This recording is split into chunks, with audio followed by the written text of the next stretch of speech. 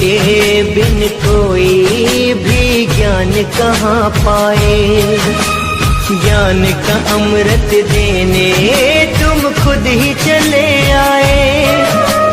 प्रेम का धागा ऐसा बांधा अब तोड़ा ना जाए। चौमासा हुआ पावन धर्म लाभ है हमें। शब्द और सुर का संगम मानते हैं हम।